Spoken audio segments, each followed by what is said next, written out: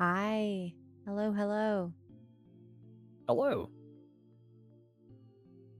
Are you ready to get started with this? Are you excited to find out what happens in the story?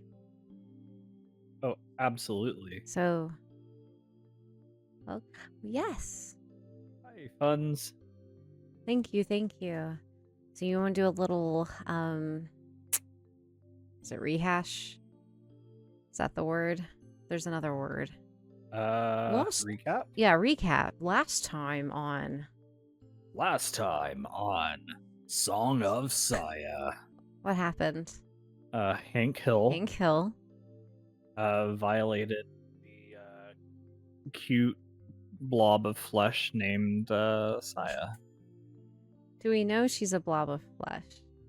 Look, the story, like, the details, it's obvious. I forgot what Aunt called her. What was it? He didn't say blob of flesh. He said something else. I don't remember. I think he said rat. I Rat. think it was rat. Rat girl. I could be. I don't quite remember. It's been a while since we played this. And hopefully my save's there. Yeah, it is. Okay. What did you call her, Aunt? Flesh beast? No, Flesh you said beast. something else. You said something about a rat or something, which is a pretty good theory. Or some kind of animal. Let's just go with that. All right, so also I started the stream. I changed the ads around. I should just have, this is a good test of the stream. I did a really long 3-minute ad during the starting. So we should be good the rest of the stream. If anything, there might be one. But if it comes to it, if I see it, I will just we'll stop reading. We'll kind of take a little 2-minute whatever break. Yeah, Yeah, so no one will miss anything. Sound good? Okay. sounds fine to me. Okay. Hopefully our Hmm. echo of Ash into my microphone is fixed for this one. And hopefully the sound is good. Here, I'll go ahead and start it so we can test the audio here.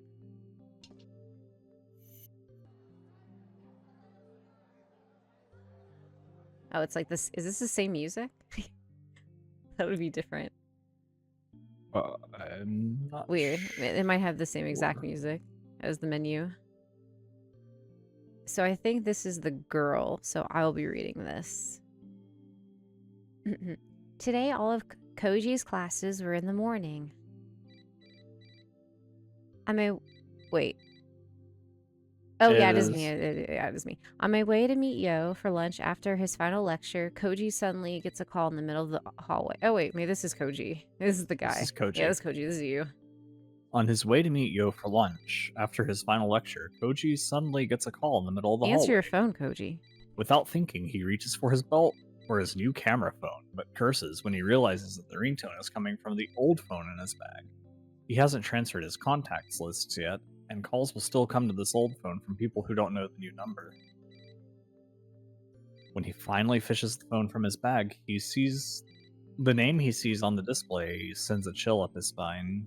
What could it be? Who could it be? Funimori. Oh. Why now? What does Can he you just want? answer your phone? Good God.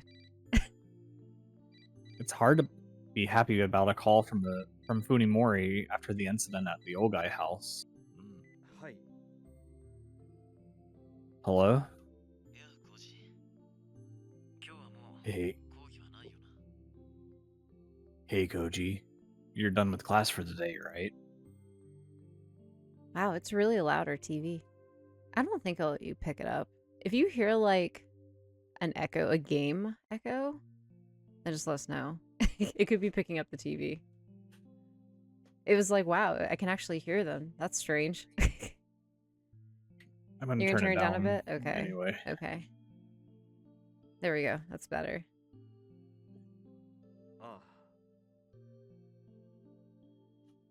Hmm. Yeah. Of course, Funimori would know what Koji. Of course, I can do this. I can read this passage. Of course, Funimori would know that Koji is free on Thursday afternoons. I need to talk to you about something. Can you come to the parking lot? 今すぐにか。Now? あ、待ってる。Yeah, I'll be waiting. Funimori hangs up without another word. What's gotten into him? What does he want? Koji wonders as he sticks the phone into his jacket pocket. This sudden change is disturbing after a week of Funimori avoiding both Koji and Yo. Maybe he's finally ready to talk, in which case, Koji should probably consider this a good thing. However, he can't shake the feeling that something's wrong. What could go 待たせた wrong? か。 He's been nothing but nice to us this whole time. Did I keep you waiting? いいや。Nah. In the parking lot, Koji finds Funimori leaning against the fender of Koji's car. Last time they met was in the darkness of the abandoned house. This is the first time in over a week that they've spoken face to face in the light. Perhaps that is why Koji senses something strange in Funimori's expression. He's not sure what exactly, but something has changed. Oh, he's 前にも smiling. 話したと思うが、 That has 僕は changed. 今、オーガイっていう人についていろいろと調べなきゃならない。 I think I told you before that I'm looking for information on a man named Ogai. そうらしいな。 Yeah, I got that. それがな。 Well, ここに来て it's いろいろ starting と to get 難 more しくなってきた complicated. な。 It looks like I can't handle it by Yabai. myself after all. 僕一人じゃ無理かもなって。 Funimori seems more relaxed than before. He used to be all tense. He used to be tense all the time, like he was terrified of something. But now his expression is calm. He's even wearing what resembles a sheepish grin. Yeah. Whoa. I don't think I've ever seen him smile. で、お前にも手伝ってほしいんだ。 I need your help, Koji. Nevertheless, some instinct is telling Koji that Funimori's changes are not for the best. 一体どういう風の吹き回しだ。 Why the sudden change of heart? Koji asks, keeping his expression neutral to conceal his suspicion. だって、お前 You're も関 curious, 心ある aren't はず。 you? Funimori responds coolly. His smile, unreadable as ever, offers no glimpse of his true motives. お前も僕の後から You オーガイ searched 教授の家をいろいろ Dr. と探 Ogai's すことだ house ったんじ after ゃない me. か。僕とお前とでバラバラに It's a 探 waste せ of ばい time ず for れ us ま to だ。 look for him separately. We should ど team う up. せなら協力してもっと効率的にやろう。うん。 Eh. Why? Why does he sense Alice, thick and viscous, lurking behind Funimori's smile? What, viscous? Viscous. とも I か don't く know. 今日は Look out 足 for が必要 viscous なんだ。 liquids. 車を出してくれないか。 Anyway, I need your car today. Mind Why don't you take driving? the bus? まあ、構わんが。 Or Uber? I guess not. Viscous malice. Skis. Funimori's car was destroyed in the accident, so Koji isn't surprised that he needs a Oh, lift. that's right. Something, something. Dead parrots. Hmm. Koji unlocks his car and gestures for Funimori to take the passenger seat. Then gets behind the wheel and starts the engine. Oh. で、どこに行くんだ。 I think so? That seems about right. Oh yeah, it's probably is 2006. They do have flip phones or camera phones. Well, Uber doesn't where are we exist. going? Buses existed. Taxis. 栃木の北の方。那須高原の近所だな。 North Tochigi, near Natsu Heights, or Nasu Heights. Tochigi? Koji can't believe his ears. 住所はこれだ。この建物 Here's の the すぐ address, Funimori says, handing Koji a photo with the address on the back. We need to find this building. They are quite fun, aren't they?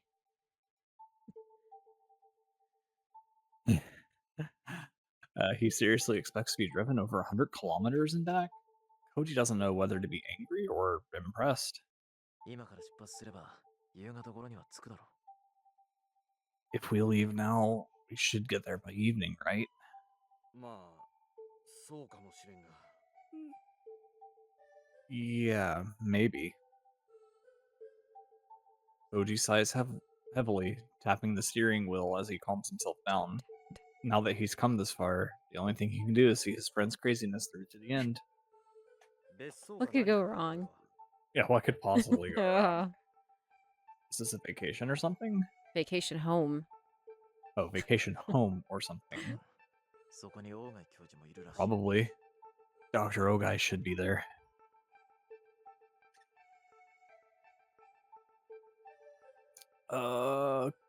Koji isn't looking forward to meeting the owner of that creepy house, but he's even more uneasy about letting Funimori go alone. Looks like he just has to grin and bear it.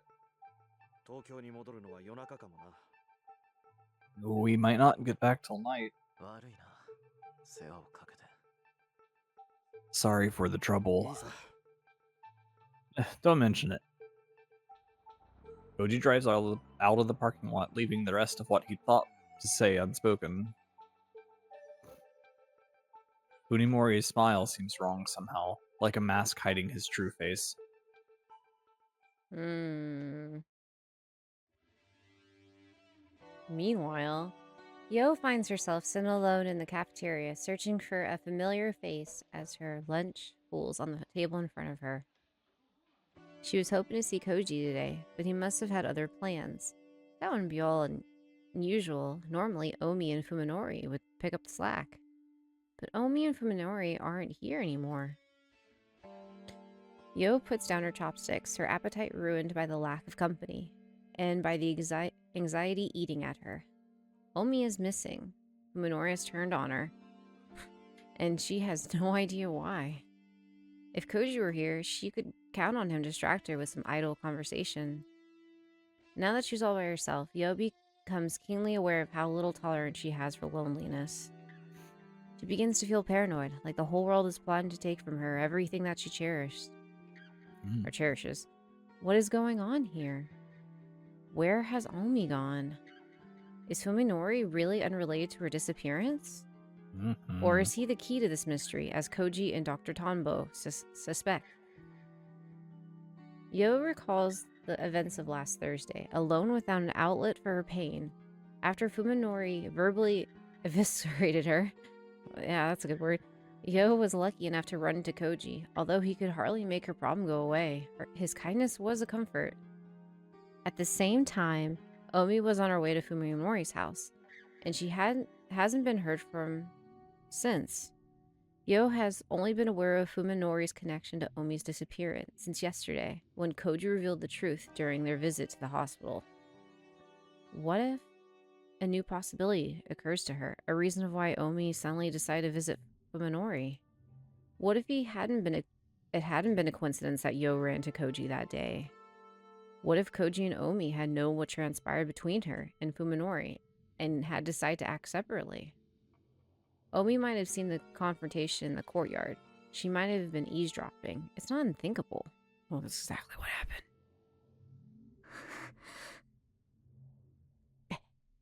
As the idea forms in her mind, Yo feels as though something is tearing apart her body from the inside.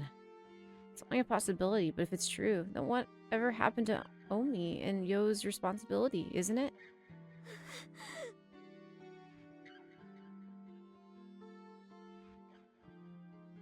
Yo clutches her head, groaning in agony. The food on her tray is now cold. Not that she would have eaten it anyway. Waste. Despite her frustration and anxiety, Yo is unable to act on her own. She has never been good at adapting to challenges, and no one would ever call her proactive. She hasn't the slightest idea how to respond to the situation. If Omi were here, she would probably tell Yo to think positive and trust her instincts. Yo has always depended on her best friend's energy. Now that Omi is gone, Yo realizes just how weak and useless she is. Are my redeems working? I don't think they It are. might not work if we're, like, in a room together. That makes sense. I'm assuming. So save the channel points.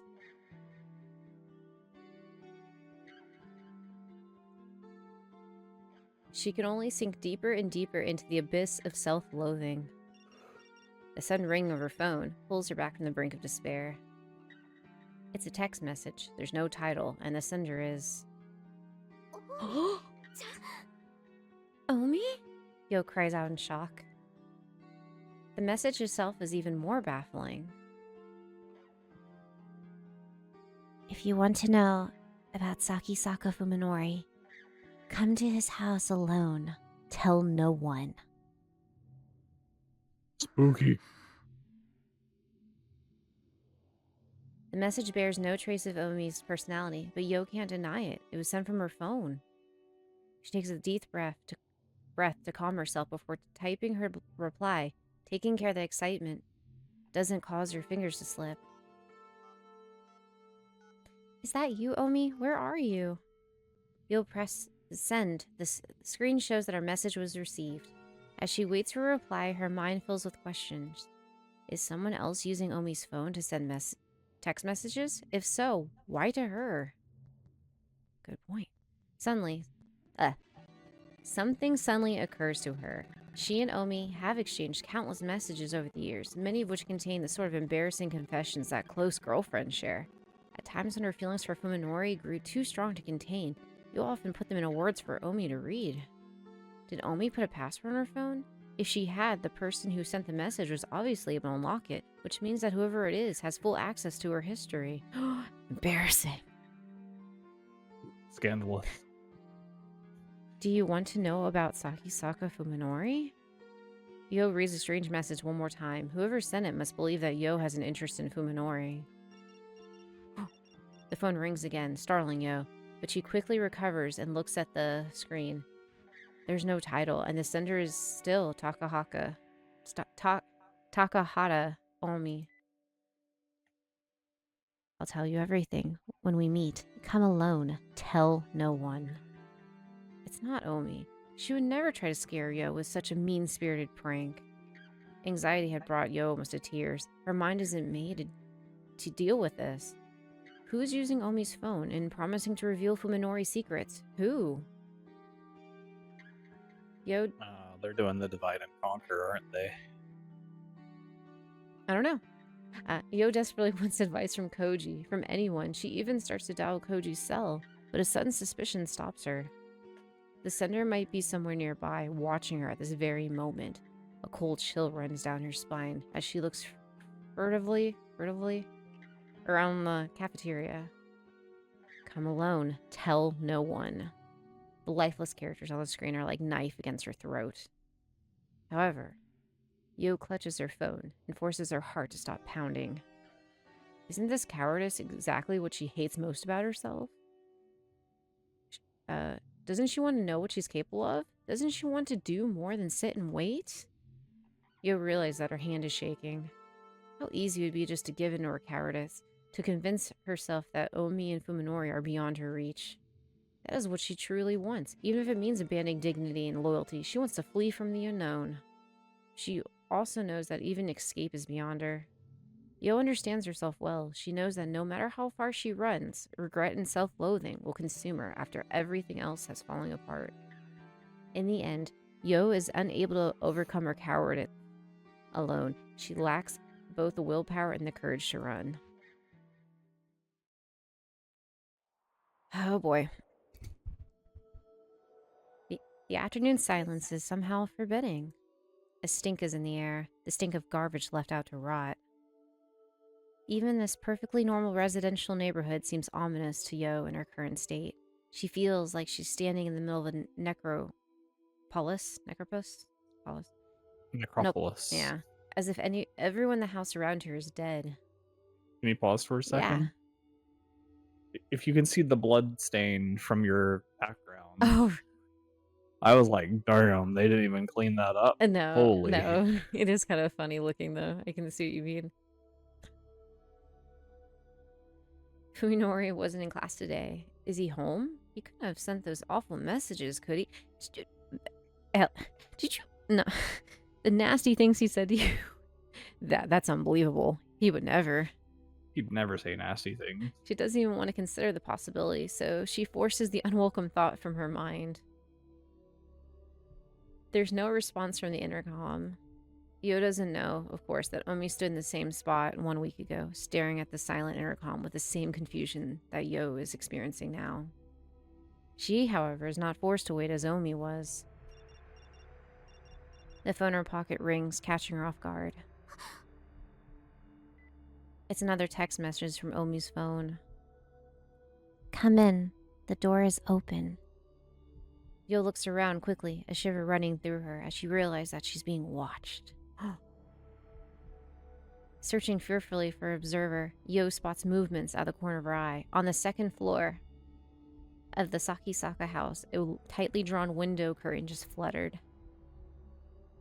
And the person who sent the message is inside the house.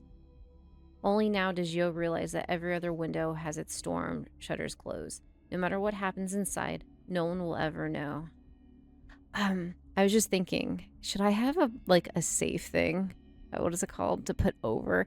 I think I'm safe. I don't think there's anything too bad to show. I think it's pretty censored. But you think I should have it just in case? Yeah, I don't just know in if I... case. It probably won't hurt. Yeah, I don't... Let me see if I can find something real quick.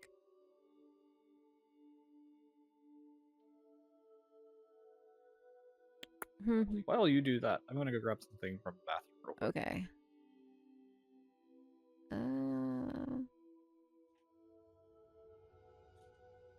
Something I can use.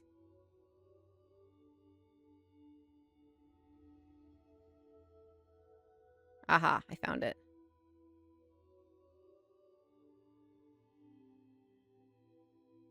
Okay.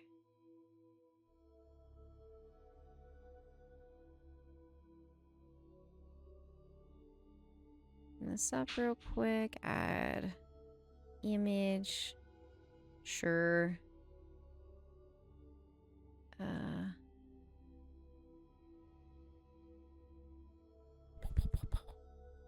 Where are you? Where are you? Where are you? There you are. Ah, there you are. Let's make you much bigger. Okay. Okay. I got it.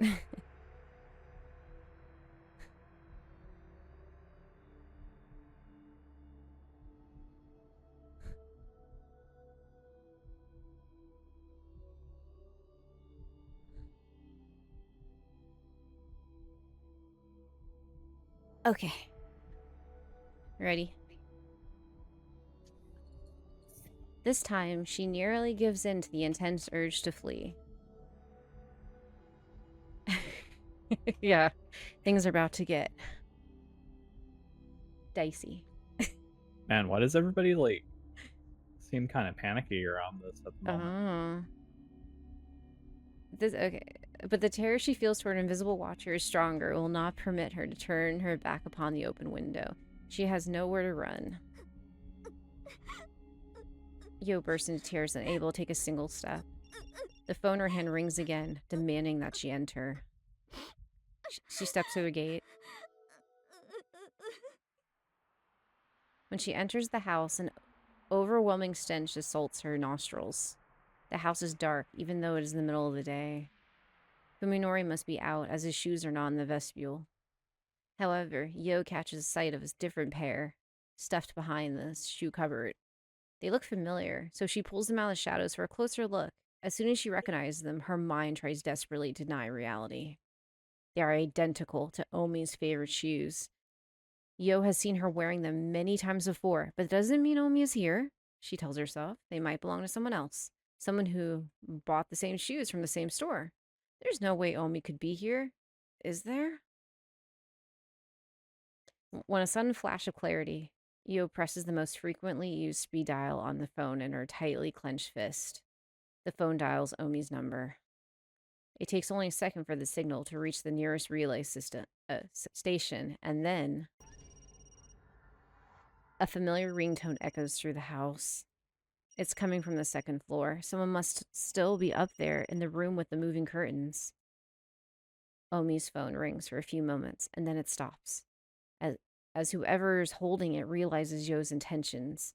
For the first time, Yo feels the definite presence of her formless guide. Who's there? She gathers her courage and calls out in the house, but there's no response. Whoever it must not want to be seen. Swallowing Run, bitch, Swallowing run! hard, Yo walks down the hallway of the staircase. Excuse my language. Maybe it's Omi. Maybe it's Fuminori. Surely it's just the two of them playing a prank on her. Huh. Koji might even be here with them. Yo's mind fills with comforting images of her friends. She needs to believe that there's still hope. Otherwise, she cannot take another step. おみちゃんだよね咲坂くんだよね Is that It's you, not. Omi? Fuminori? Are you there? As she climbs the stairs one at a time, Yo calls out in a voice choked with tears. When they see her sobbing, they'll probably laugh at her. Let them. It'd be the happiest moment of her life. She just wants this torment to end. She tries to move faster, but her trembling legs will not let her. With each agonizing second that passes, she begs for release from this nightmare.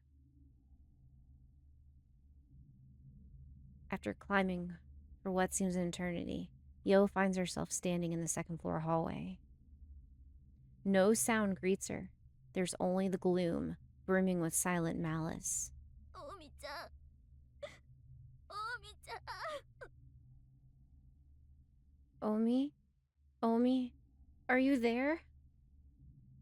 She shuffles forward, calling out in a weak voice. 出てきてよお願いだよこんなのもうやだよ Omi-chan doko? Come out already, please. I can't take this anymore. The door in front of her is half open. It must lead to the room that overlooks the front gate. Yo watches helplessly from a corner of her mind as her body, seemingly to move on its own volition, slowly opens the door. The room is empty. The damp, stinking air clings to Yo's skin. Yamete. Please, stop this. She's at her limit, unable to take a single step more. Her spirit has been utterly crushed. Perhaps this is the moment her tormentor was waiting for. Oh, God! Whoa! Whoa! Whoa! Whoa! Whoa! Hey! Hey! Hey! Hey! And No! there, you can still see a net. Where? Oh! Oh. Well, I'll have to do some editing for YouTube. Hey, that is not censored. For free? For free?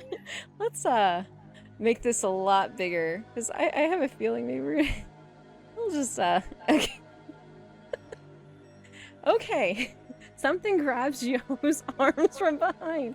Something flexible and strong, like slime-covered rubber. Hey, yo. Also, this is really awkward because to get this to work, I have to like move my mouse instead of to the right to my other monitor. I have to do to the left, the opposite. So in that panic there, I didn't know what to do, and I'm like trying to throw my arm to the right. Like, please hide it. Damn. Ah! I mean, I will make sure to download this VOD right after. Okay. Yo screams at the top of her lungs, amazed that she still has the strength to do so, responding to her distress. Primal energy surges through her body as she flails wildly to free herself. However, the grip of the thing behind her remains unbreakable. With escape... I think our TV is a little loud. Good God. With escape impossible, Yo can only scream louder as something cold and wet slips under her bra and wraps itself around it. Her ears are filled with the sound of something slimy sliding over her skin. As the loathsome assault continues, the unimaginable terror threatens to drive Yo utterly mad. Her throat is already raw from screaming, and now she can't even breathe as she struggles desperately against her attacker. Okay. I told her to run. You better stay like this. I don't want to stay. Alright. Suddenly, the thing pulls away. Yo falls to the floor, unable to support herself on her unresponsive legs. Oh god, may have to make this bigger. Hold on. Eh. Let's just kind of like make it that big. Okay. That's pretty good. The creature that grabbed her is still here, lurking in the dark corner of the room. She can feel it watching her, but she can't bring herself to turn around. She knows that seeing it will likely destroy the last vestiges of her sanity. From close by comes the beep of buttons being pressed.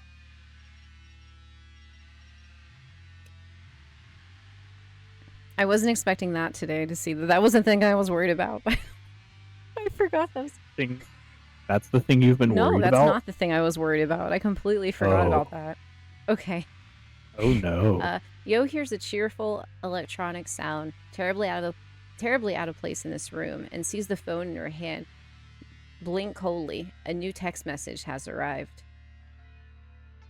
She is powerless to stop herself from reading the characters on the screen. You're pretty, and your breasts are so big and soft. I bet they're good for attracting males. Now she has her answer. The messages from Omi's phone were sent by that thing that mauled her. God. Yo curls up into a tiny sobbing ball, unable to raise her voice or even move.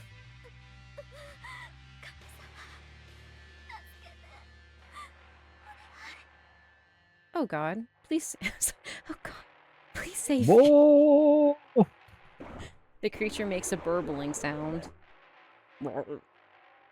Yo somehow understands that is laughing at her. That must be how you tempted Fuminori. You tried to steal him from me, didn't you, thief? I don't know. Hold on.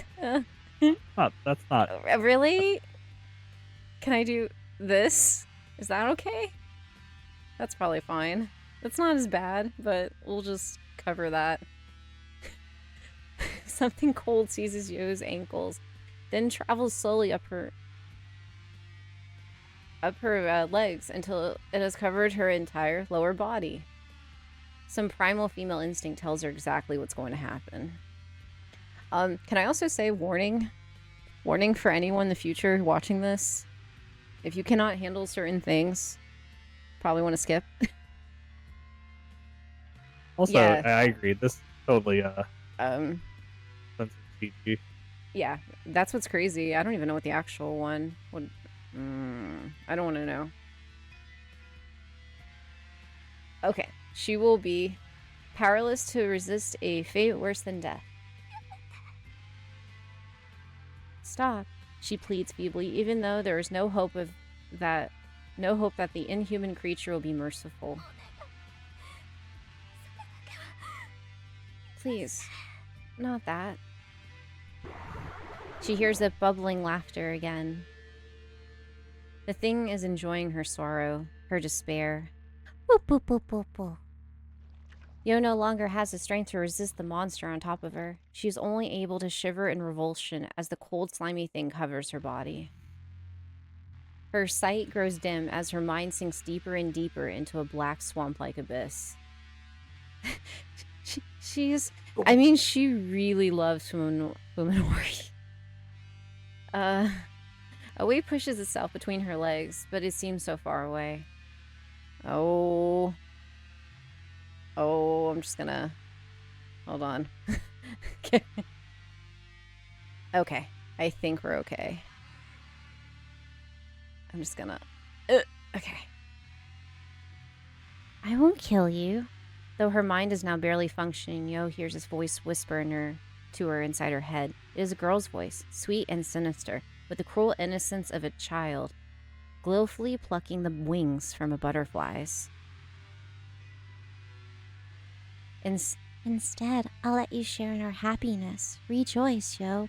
We'll love you to death. The soft voice is a stark contrast, the unyielding strength that drives irresistibly into Yo's core. The pain is sharp and savage, greater than anything she has ever felt before. Oh, God. It should be unbearable, but there's no longer enough left of Yo's mind to recognize it as pain. Oh. You know what? I was on Team 5. Uh, About While she stares blankly at the thing slithering deeper and deeper into her body, an idle thought floats through her fading consciousness. I've still never been kissed, have I? Thank you, Gura. You've helped a lot. I'm sure I'm not done. But what? We'll find.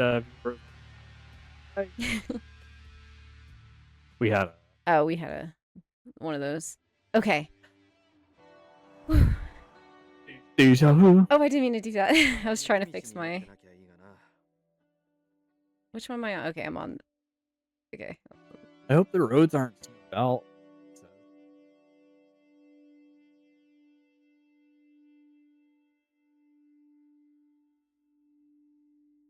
Let me know if I am too quiet. I raised my noise gate a little bit. That way Ash wouldn't be picked up in my microphone. But I think I'm being picked up in Ash's microphone. Yeah, you're That's like going great. into red for me. On my OBS, I can look at it. It goes like... all the way to red when you speak. Anyway. In the passenger seat, Fuminori is gazing out the frosted window. You're clipping a little. Seen in this trance. You can't hear him very well.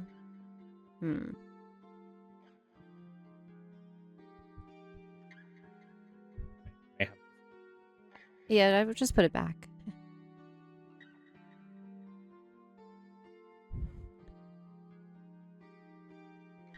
Hello, can you guys hear me now? Mic is peaking and also cutting out. Huh. I had to have. Okay, my bad. It should. You just put it back to the way it was. Yeah. Oh, can you hear now? Okay. Okay. Yeah. Okay. I'll start from the top again. I hope the roads aren't snowed out, Koji says. The passenger seat, Fuminori is gazing out the frosted windows in silence. He's been in this trance-like state for almost an hour now.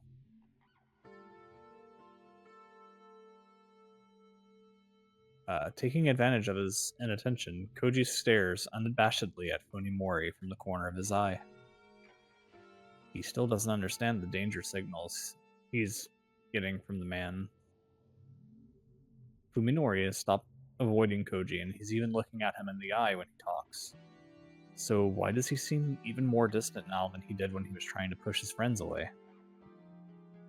Fuminori's posture is noticeably relaxed, but his gaze never wavers, not even for a moment. It's as though he is focused on a clearly defined future that he has chosen to bring about, one that has no place for the needs or wants of others. Right now, Fuminori is complete. Koji cannot help but feel that beneath his bland exterior of a core of solid steel that no one can touch. Without Omi, Koji says suddenly, trying to gauge Fuminori's reaction. It's been a week since she disappeared and we still haven't heard from her. That is strange. That is very strange. Oh. Fuminori replies curtly, still staring into the distance. That's not good. I wonder what happened to her.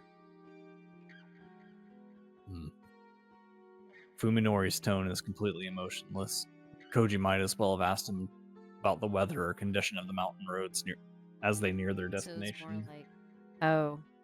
Huh. Oh, yeah. I wonder what, her. Yeah, I wonder what happened to her. Yeah. Ooh. Ooh, that's his girlfriend. Ooh.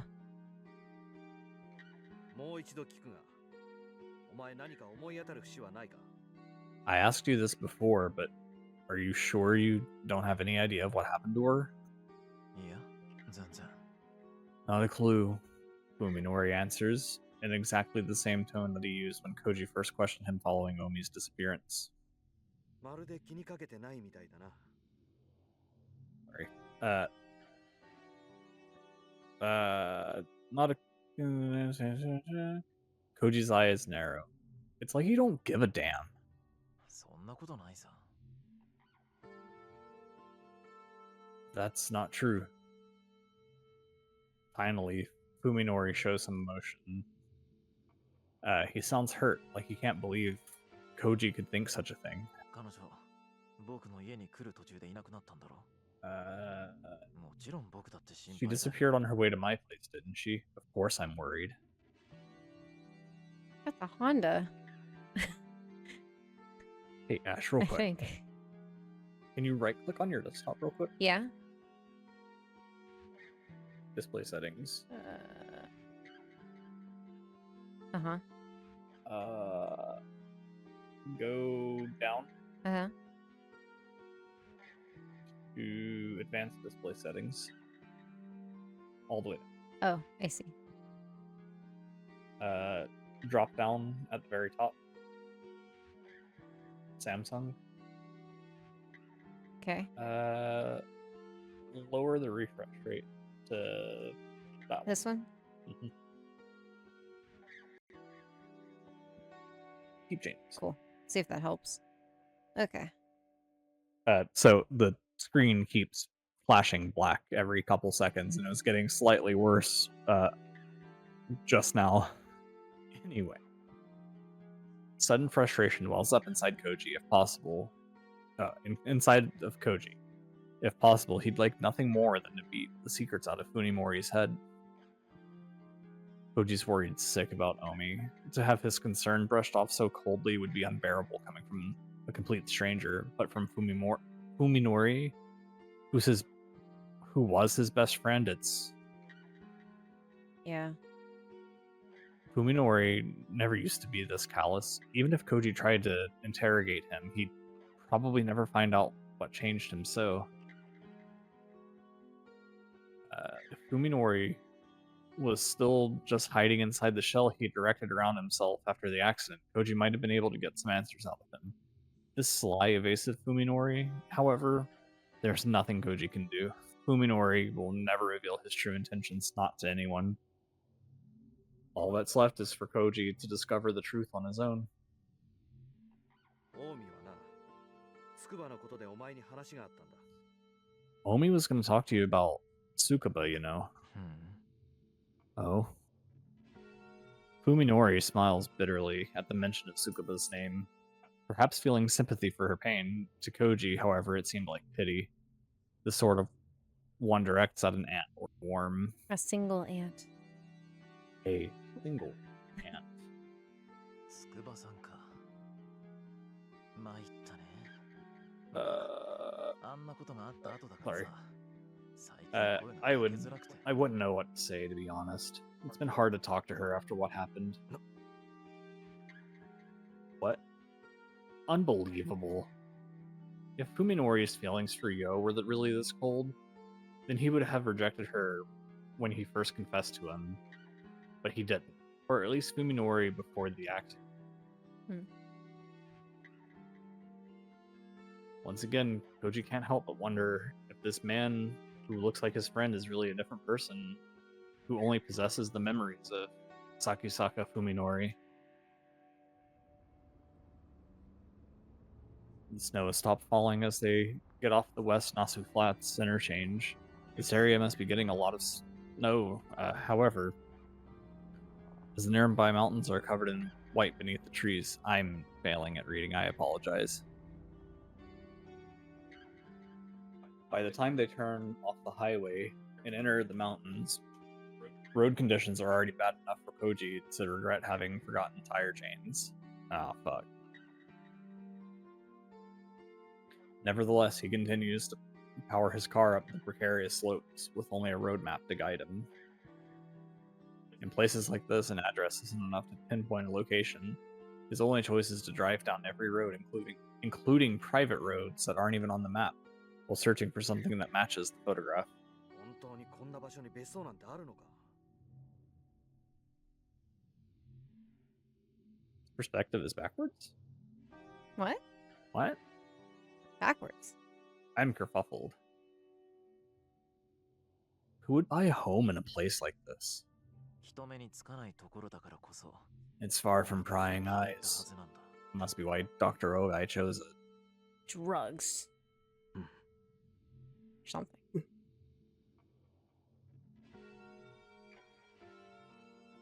Oh, I see what you mean. Yeah. Huh.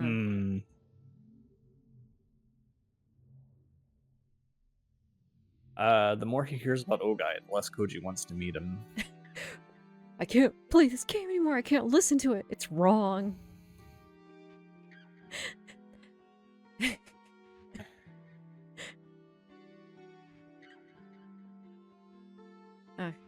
I get scared every time it goes black. I'm like, oh god, I have to censor. So it's gonna go. Fuminori is the one who spots the narrow road half hidden in the trees. It's practically an animal trail, overgrown with weeds that are tall and strong enough to withstand the weight of snow. Is this really a road? Koji stops the car and sticks his head out the window to stare into the dark forest, but he can't see where the path leads through the tightly packed trees. How does it look to you? I don't think we ever gave Miles a scoop. We did not. And that's why he's meowing at us, right?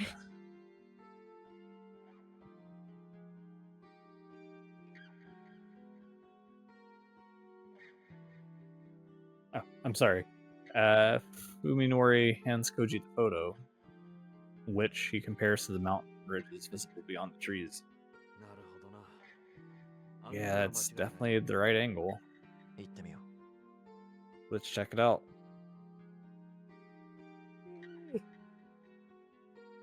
Fuminori's tone is flat as always. There is a quiet intensity in his voice. Leaves no room for argument. Coffee? Did you drink it all? I didn't drink it all. Oh. It didn't taste right to me because it doesn't have the good creamer in it. I'll drink it. It's gone already. What? But wait, you drank it all, but like I didn't like it though. I drank like 2/3 of it, and I couldn't where'd drink it any more of go? it. Poured it out. Wasting coffee? I would drink it. Anyway. Eh.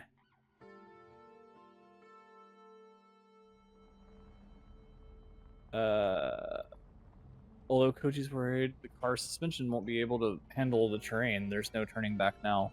He shifts into second gear and starts down the frozen road. Who's the real monster now? Wasting coffee. Sun sets early at high altitudes as the car creeps up the mountain path. Koji catches glimpses through the trees of the gradually darkening sky.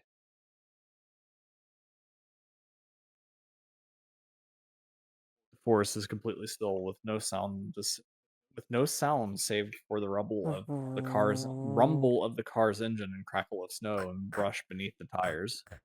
Fuminori is once again staring silently through the front window.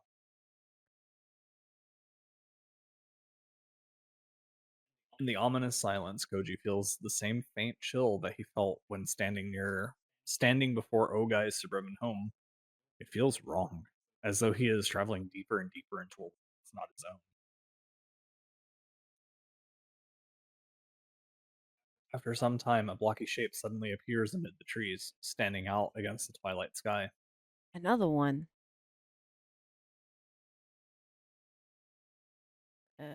You. There we go. Okay. I got it. Okay. Oh, that looks nice. Very. It kind of looks like this is how I used to draw houses when I was a child. What a quaint, cozy cabin. Yeah, it's like perfect rectangle, and then a little whew, and then you put like a window, and then a window, and then you would have a tree like over here. Yeah.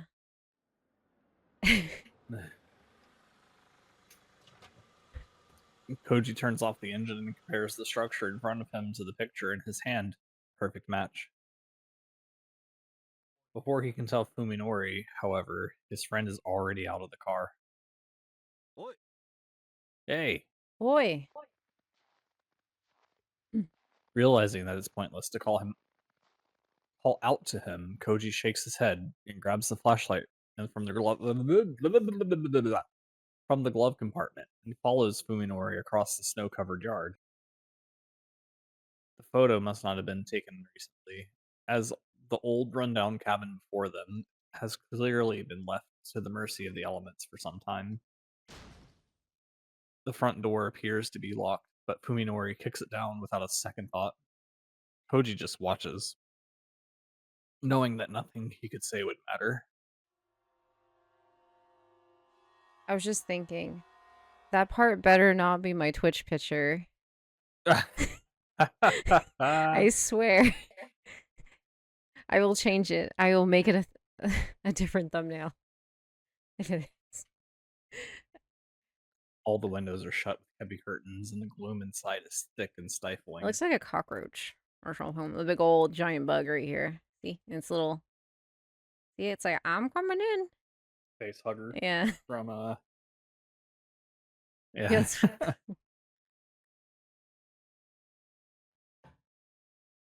Fuminori turns on his own flashlight and starts rummaging through the cabin without regard for the owner's privacy. Koji is reluctant to do the same, but it's obvious that this mountain retreat has been abandoned for a long time, just like the house in Tokyo. There's no point in being considerate now. He goes to search a different room.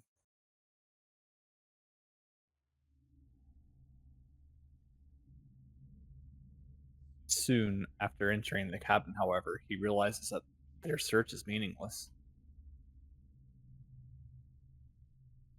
Oh, the picture that shows on your profile? Okay, that's good. Good. I think I'm gonna be safe then. But man, that would probably bring me viewers. That was like someone searching. They're like, whoa, look at that. That's when they go for free? For free? And then they get hit with an ad. Sorry. Okay. Keep going. Oh, you read that. I'm sorry. Sorry. My fault. There's nothing inside bare necessities of life. Some rooms are completely empty, save for a thick layer of dust on the floor.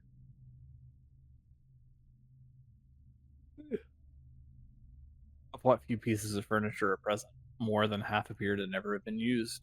There's an empty chest of drawers without a single scratch or handprint, but bearing the telltale signs of mold and moisture damage. The condition of the cabin is eerie, though in a different way than the filthiness of the house in the city. It's like someone put together a mock-up of a home and left it to decay. Only sign that anyone lived here are found in the toilet, the bath, the kitchen, and the bedroom. It appears that the cabin was never used for anything but eating and sleeping.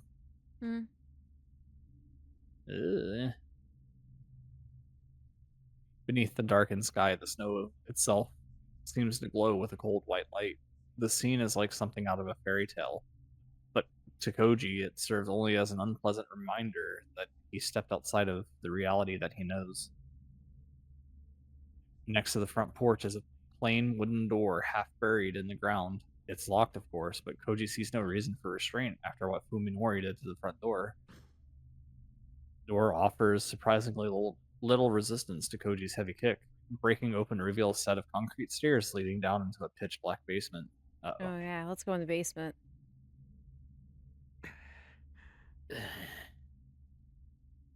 Koji would prefer to leave such foreboding places to Fuminori, but it's not like he can just ask him to take his place. He descends into chilly darkness, the beam of his flashlight leading the way. There turns out to be nothing in the basement but a storage room and a boiler. Exactly what would one expect to find in an isolated mountain cabin. Nothing weird. No dead bodies, no bones. The few packages of preserved food sitting on the shelves have long since passed their expiration date, and the boiler doesn't appear to have been used in years. Oh, and that's really good. Underground lab full of cyclones. Yeah, that's right. That could have been there.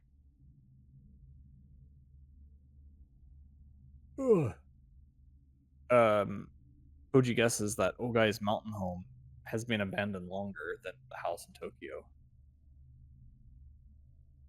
Was Fuminori simply mistaken when he said that Ogai might be here?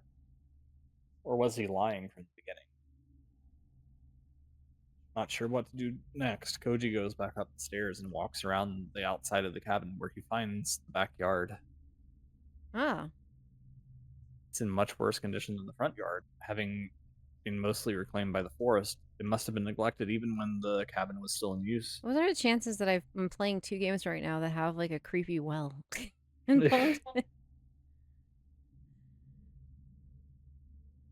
The remnants of a woodshed lie in the yard, mushrooms growing on its feet.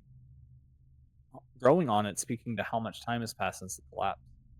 Next to the rotten logs, however, stands a circle of stone that has not yet succumbed to the elements. Fatal Frame has a well, and I think a girl crawls out of it. Or you take pictures of a ghost that's like near it. Standard Japanese horror, Well, you know. 7 days. Well has no bucket or pulley, and when Koji peers carefully into it, he sees that the water is no longer flowing. It's possibly less than 10 meters deep, depending on how much mud is piled up inside. Koji's search of the cabin has revealed nothing of interest inside or out. Leaning against the edge of the well, Koji wonders why Ogai bought this remote home deep in the mountain, and what he was doing here. As far as Koji can tell, there's no sign Okay. that more than one person ever stayed here. Okay, we'll wait. Take a little breather. Drink some water. I'm going to Don't mute throw myself. away coffee. Finish your coffee. Go give Miles a scoop.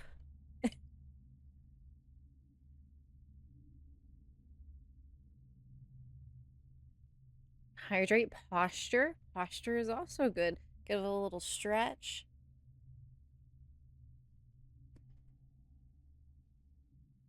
So it must be like one every hour or so. I'm still learning this.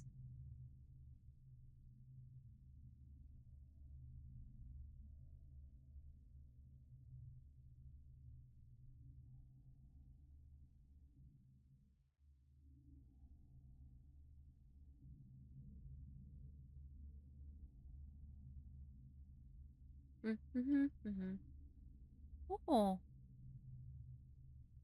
I'm just gonna wait for this ad break. It has another minute and 37 seconds. But yeah, you're right. Japan, it does have a bunch of those creepy wells. Why do they have so many creepy wells? I don't think I've ever saw like an actual like well like this in real life. Have you, Luth? No. Watch the ads. Buy the things. I forget what the ads are right now. It's usually the same ones for everyone.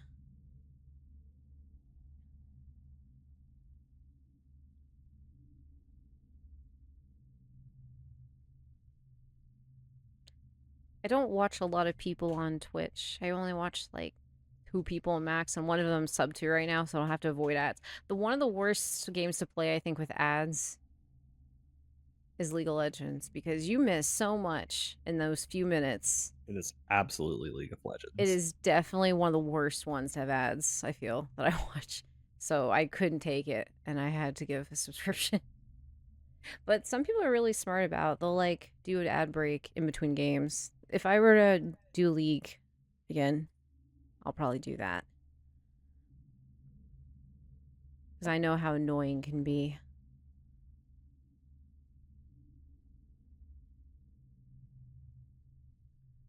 All right, I think we're 5, 4. We almost got it.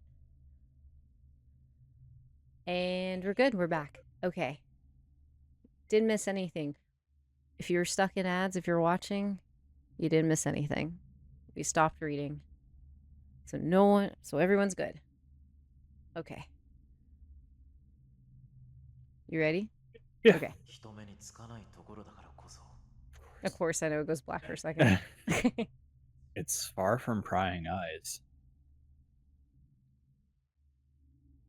Fuminori's words play back in Koji's head. Could this have been some sort of secret refuge? A place to remain hidden from the world? That would explain why there's nothing to suggest that whoever lived here did anything more than eat and sleep.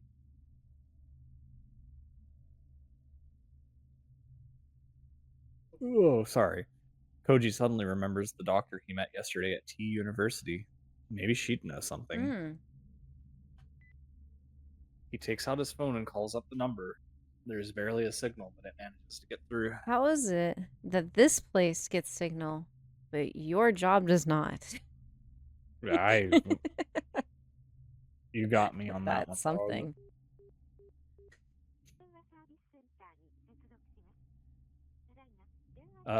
Koji's hopes are soon dashed, however, when his call goes straight to Dr. Konbo's voicemail.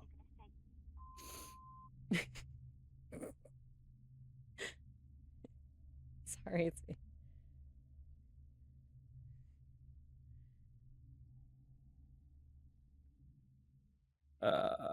He considers calling back later, but realizes it would be hard to talk to her with Fuminori around. Fuminori would not at all be pleased to learn that Koji and Yo went to see his doctor. Koji decides that he better tell the doctor what he can while he's still alone. Hello, this is Koji. Thank you for your help yesterday.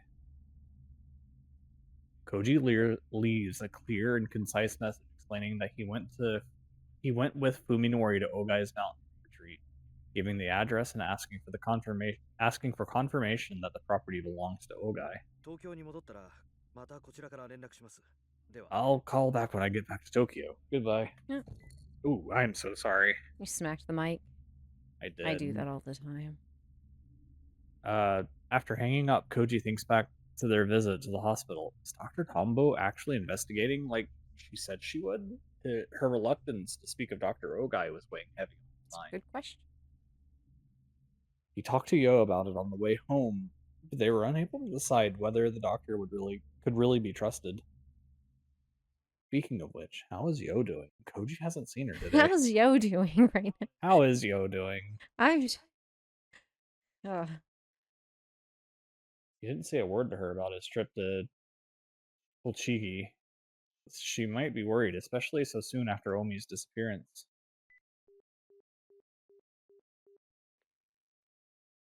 Thinking to check up on her, Koji dials Yo's number, and is surprised when it rings longer than it usually does. Uh-oh. Did she forget her phone somewhere? Just says he's about to give up. The call connects. Oh gosh. Uh-oh. Okay, I'm ready. Just First thing Koji hears is a strange sound. It's not signal interference, but it's some kind of wet, distorted noise. Like the voiceless groans or perhaps sobs of someone far away. No, that's exactly what they are. The person on the other side is crying. Tsukuba, is that you? Who's there? There's no response, but it's really Tsukuba's voice. It's too twisted with agony for Koji to tell. Panic surges through Koji as he realizes something is terribly wrong. It's Koji. Tono Koji. Is that you, Tsukuba? Where are you? After a short period of nothing but pained moans, words start coming through the speaker one by one, as though each takes an act of will.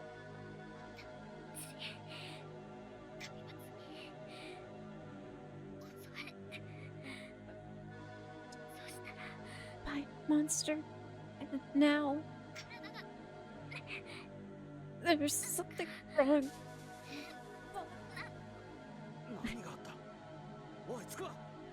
What? What happened? Are you alright? Yo must be delirious because Koji can't understand a thing she's saying. Her gasps and wheezes, however, are enough to tell him that she's in unimaginable pain.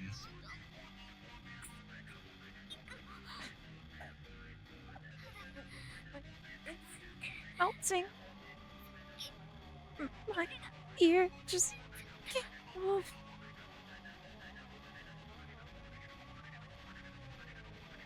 She's not making any sense. Koji feels despair seize his heart in an iron grip.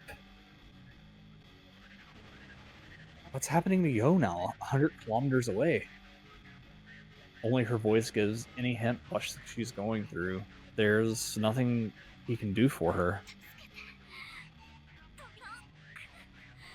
Koji, this isn't how my fingers are supposed to look. Call the cops, Tsukuba. Call for help. I can't let anyone see me like this.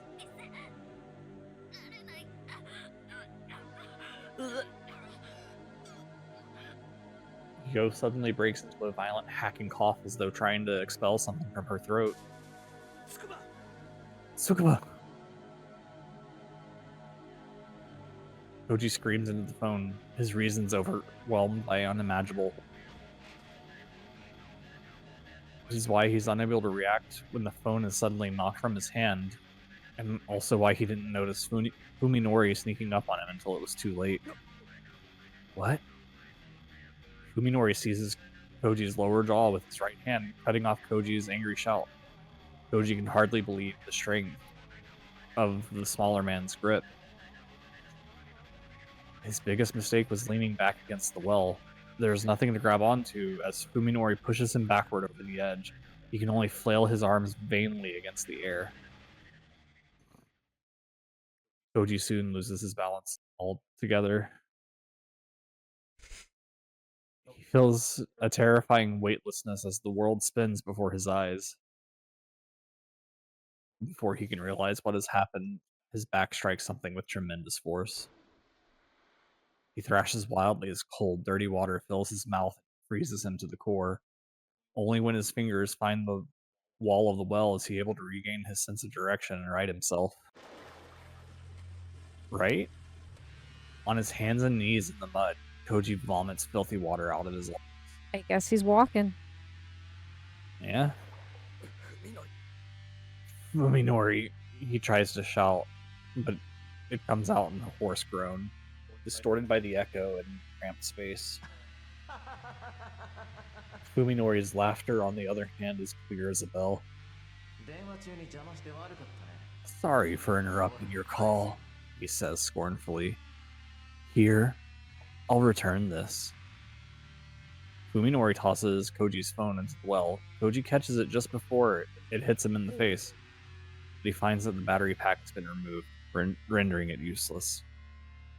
What the hell are you doing? This is no joke. It's a miracle that Koji is uninjured. He could have easily broken his neck. And just because he's not hurt, that doesn't mean he's safe. Koji feels around the inside of the well, searching for something to hold on to, but mud-covered stone offers no purchase. It's obvious that he won't be able to get out without help. Is the stream stuttering? Oh yeah, it is a little bit. Huh.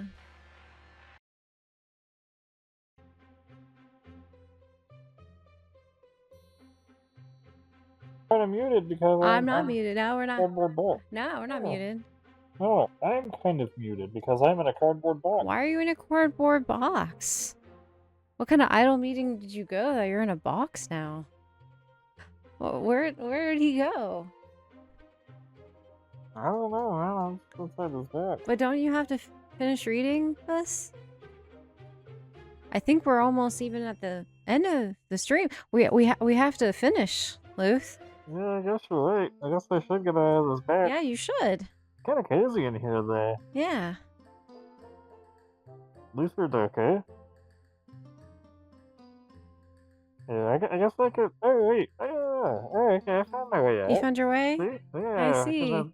Oh, you got it? What happened to you? Had a bit of a change, I A think. little bit of a change. You look really different. You look a little Yeah? smaller. Oh. What happened? Small, I don't know. That box was magic. A magic box that turned you into... Yeah. Here, I think I'm kind of... Here, hold on. You gotta show off your...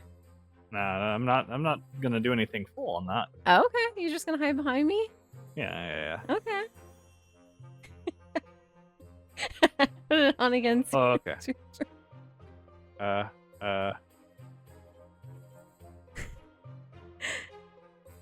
Let's see.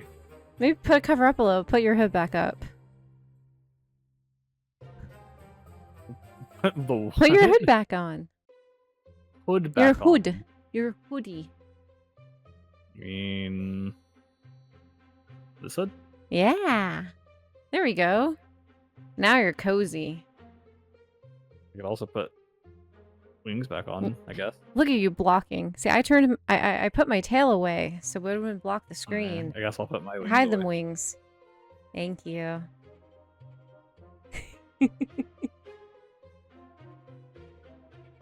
So anything you got to say? Or we're just going to continue? Oh, just continue. Okay, you're just going to leave it with that? Yep. Okay. I guess. Go. Too bad the fall didn't kill you. Now you have to freeze to death. You really have no luck, Koji. You can't be serious, Koji says. Starts to say, but trails off as the pieces finally come together in his head. Day's sudden change in Fuminori's attitude, that smile that always seemed somehow malevolent. Fuminori hadn't been smiling a lot at Koji, but at the thought of his friend's death. Why?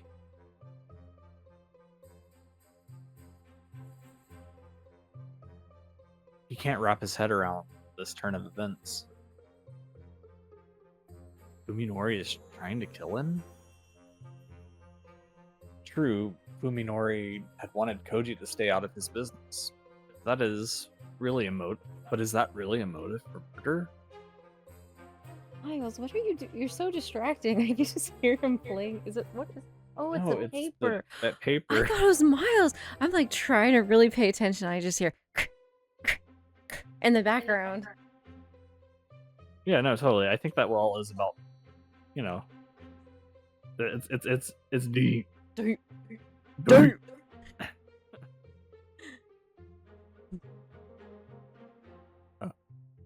It's not that I needed you dead right now, exactly, but you might have become trouble later on. So I figured I might as well take advantage. Take advantage of this remote location to, Oh. Might as well. You're doing this on a whim? Do you really need a reason to die? Fuminori replies coldly. He sounds truly amazed that Koji would even ask such a thing. Right, he's your ride, dude. He's gonna call a taxi. Like I said that you should do. Wait, Did you lose it? where am I? Right there. Is it that Right line? there. Okay, he sounds truly amazed that Koji would ask such a thing. What makes you so special, Koji? People die for no reason at all. My parents did, and I almost followed them. You're crazy. Come up with your own reason, why don't you? You'll have plenty of time down there. Fuminori disappears from view, leaving Koji alone in the darkness with nothing to connect him to the outside world. But light. Huh. Fuminori! Hey! Fuminori! Koji shouts at the top of his lungs, knowing beyond a doubt that if Fuminori leaves, all hope of rescue will vanish with him. No one will even hear him calling for help out at the bottom of this mountain well. It's Tsukuba. She's in trouble. Hey, Fuminori, listen! Get me out of here! In his desperation, Koji no longer comprehends the futility of begging for mercy. No god or devil answers him. His only hope is that Fuminori will have a change of heart. Praying for a miracle, he keeps calling Fuminori's name. Oof. Eventually, the sky grows dark as the bottom of the well. Koji can no longer make out the edge of the opening. Annie has long since lost track of how many hours he has been screaming. Nevertheless, he continues to scream, for he knows that the despair silence will kill him. What? Well, meanwhile, I think this is Fuminori, yeah. Oh yeah, that has to be. I feel great. The same feeling that you get when the last piece of a difficult puzzle slides smoothly into place. I've killed a man, and no one will ever know. It's a long way back to civilization, but neither the cold nor the exhaustion can ruin my good mood as I walk alone down the snow-covered mountain road. By the way, what a time to show off your new look. Right? On this game? Right? Tucked away.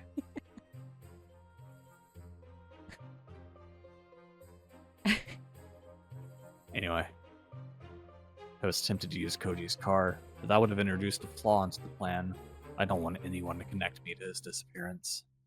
The plan formed in my mind the moment I realized how remote the location was. Even if I couldn't find anything to lead me to Dr. Ogai, his absence would at least prove that the cabin had been utterly abandoned, in which case it would be the perfect spot to take care of a problem. I knew coming all the way out here to Tochigi wouldn't be a waste of time. You can almost see it. See, it's the rectangle, and there's the triangle, Yeah. and then there's the tree. Yeah. It's still there. The only thing that's missing is the sun with the happy face. Yeah. I didn't need to use the meat cleaver hidden under my jacket. A dry well. Oh, I didn't even need to use the meat cleaver hidden under my jacket. A dry well. It's like fate provided me with the perfect setting.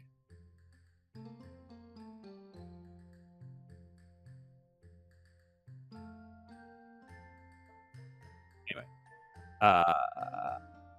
that idiot didn't even realize the danger he was in, and his phone call distracted him enough for me to take him by surprise. Now, one of the two people whose questions might have caused trouble for me and Saya has vanished from the face of the earth. All that's left is to eliminate the other. Who's the other? Oh. Tsukuba Yo. I mustn't underestimate her because she's less aggressive than Koji. Even she should be able to see a connection between the disappearances of her two friends. About that. I suppose I should be thankful that it was Yo whom Koji was talking on the phone. If he'd reported our location to a third party, I'd have to track down and eliminate that person too. Oh, fuck, dude. I'm a little worried about what they were discussing, but judging by how Koji was screaming into the phone, they probably weren't exchanging detailed information. Either way, I'd better get rid of Yo as soon as possible. After walking all night, He walked. I finally reached the Nasu Flat station, just as the trains start running. It only takes an hour to get back to Tokyo on the Limited Express. Not enough time to rest. Besides, I don't want to waste time thinking up a way to kill Yo. I think this is technically the true ending we're going forward. Oh? So, yeah, this is, yeah.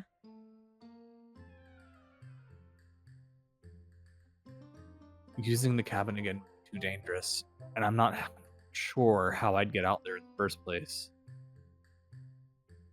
Buffering. I did see my Yeah, I did the see Steam go reload. reboot, but I didn't drop. I'm still good on green, so I think we're okay. It's actually not that much longer. I have a set point for these streams of where we're gonna stop and then start again tomorrow. So I think we're about there. Yeah. Maybe it was just a little hiccup.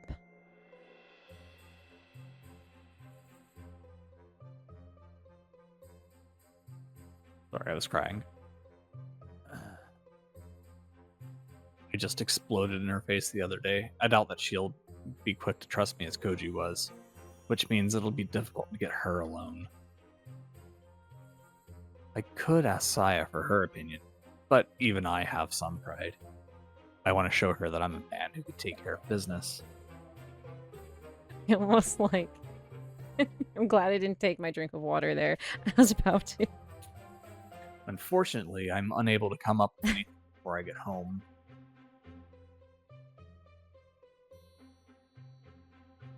I suppose I should just be proud of having dealt with Koji, the immediate threat. The search of Dr. Ogai's cabin was a bust, with no trace of his having been there, and I see no reason to be frustrated. Saya isn't all that concerned about the doctor's whereabouts, so looking for him is just something to satisfy my own curiosity. I'm home. But I'm,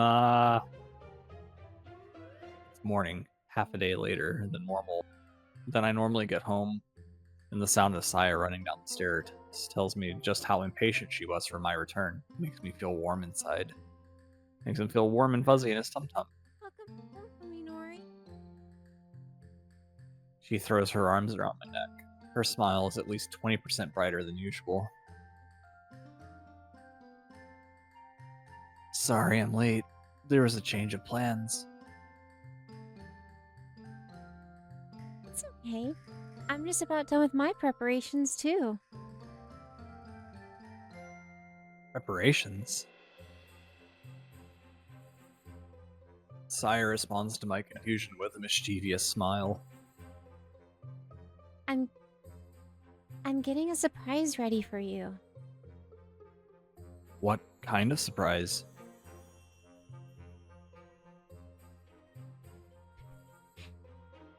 It's classified. That's a secret. Anyway, aren't you tired?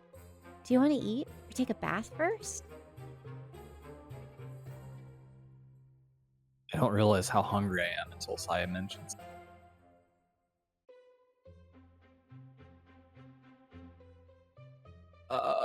I walked all night without a bite to eat, and how my stomach's emptiness becomes painfully clear. However, I can't sit down to a leisurely meal while covered in dirt and sweat of the road. You wouldn't have to walk home if you didn't kill or attempt to kill. Well, pretty much just throw your ride into a well. Just saying.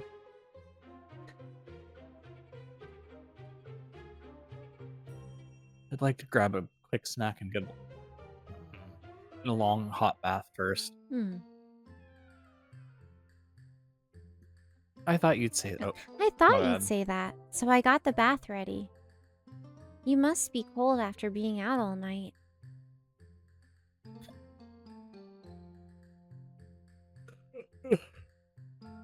Sorry. Yeah, I sure am. I'm amazed by Saya's foresight.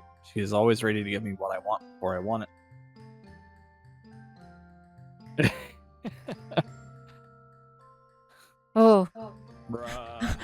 Okay. Woo. Sounds like you had a hard I think that time. was me. Anyway. Sounds like you had a hard time. No, with this emphasis. Hard. Hard. Oh. Anyway, while soaking in the bath together, I tell Saya about my adventure. Adventure. I murdered a man. It was a great adventure. Yay. Oh, there we go. Killing him was easier than I thought. The hard part was getting home. Damn it.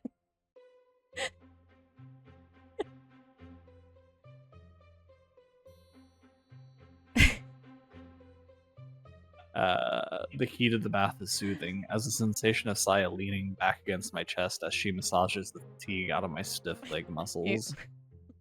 Right. I'm home. Contentment fills me. I don't even need to sleep to relieve my exhaustion. Just like the living room and the bedroom. The bathroom is painted in the colors that Saya and I find pleasing. We've left the entrance and hallway untouched just in case someone should see inside, so these 3 rooms are the only places I can relax at in my own home. Green. Green. It was cold in the mountains, even for winter. I should have worn heavier clothing.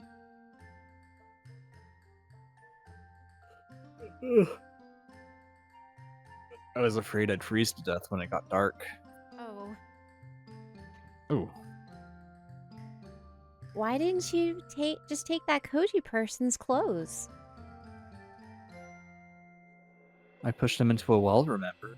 His clothes were with him at the bottom. Oh. Mm. Soka.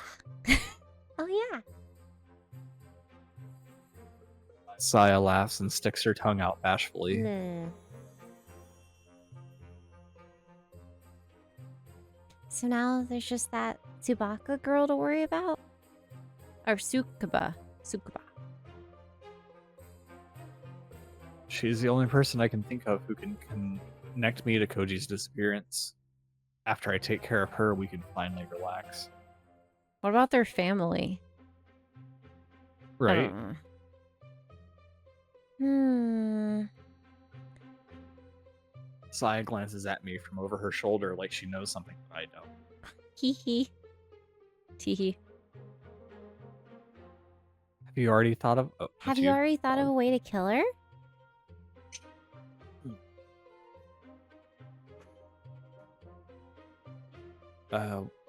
Well, I've been thinking about it, and I haven't come up with anything yet. I was hoping that you might have some ideas.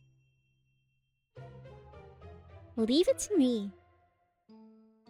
She says, grinning with unusual cut. I've got ways you never dream of. It's as good as done. Oh no. Really? Okay, it should be ready by now.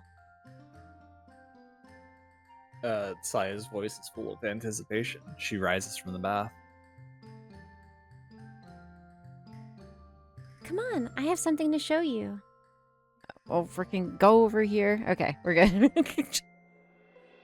Close your eyes and don't open them until I say so, okay? Okay. Hold on, guys. We're just gonna do. Wait. Okay, just. I have no idea what's going on, but I do, as Saya says, and close my eyes. She takes my hand and leads me up the stairs. I know. I'm ready. As I wonder what she has in store for me, the sound of crying reaches my ears. I stiffen.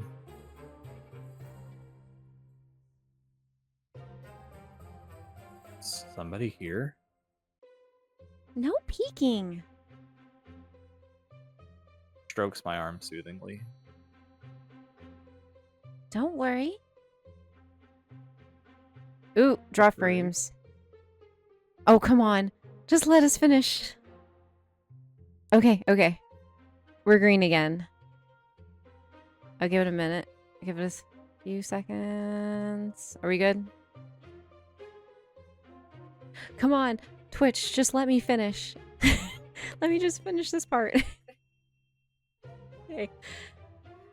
Don't worry, there's no danger.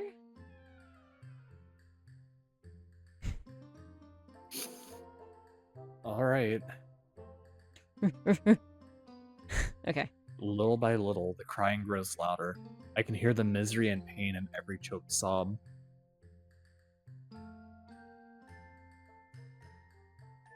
At first, I'm amazed that Saya would let someone in our house after what happened 2 days ago. But then I realized that something's strange.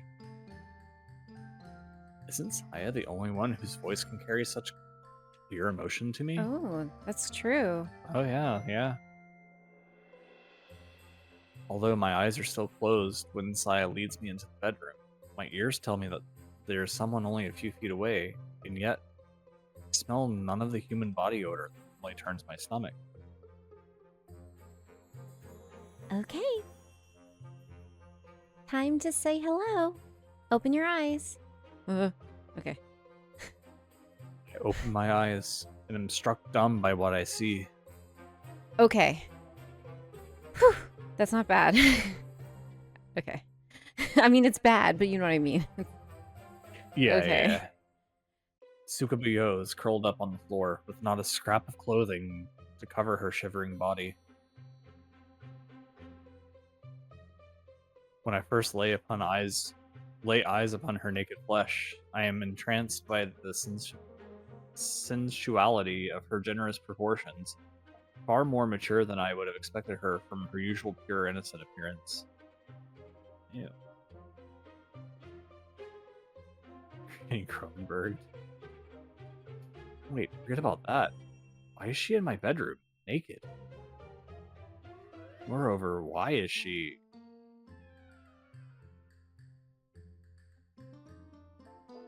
Well, Uh-oh. how does she look to you?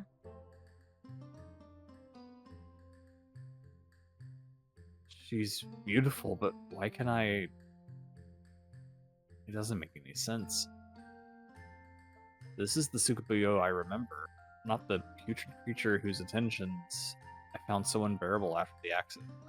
My senses recognize her as the human she is. This girl loves you, you know?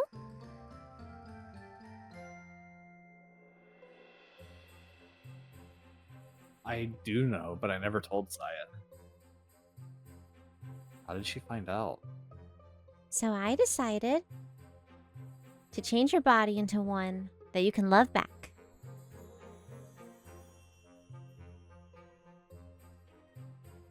Saya pauses to gauge my reaction, and continues with a satisfied nod.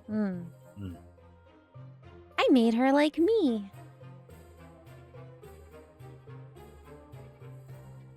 What? How? Still don't understand why Saya chose Yo, but this last statement is even more baffling. She changed Yo?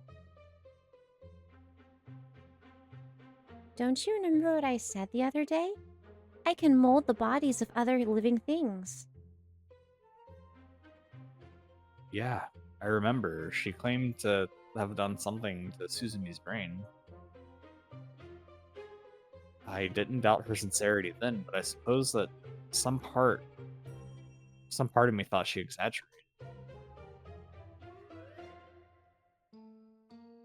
But now... It's red again. Dang it. Ugh. Ah. That's green. Please. Okay. It's your line Okay. anyway. It was a big change this time, not like the little tweak I made to the man next door. This is how my abilities are really meant to be used.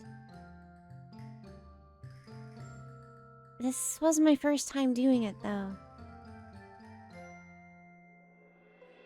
Is this really Yo?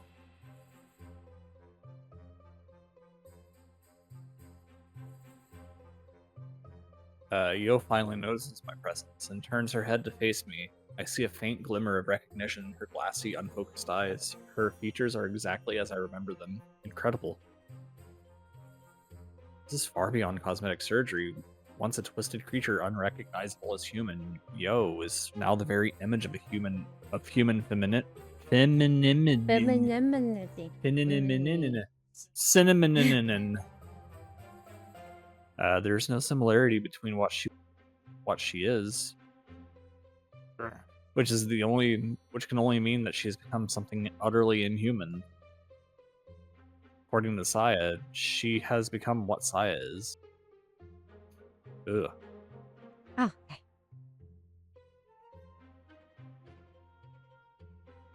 No one on this planet knows more about the biology of Homo sapiens than I do.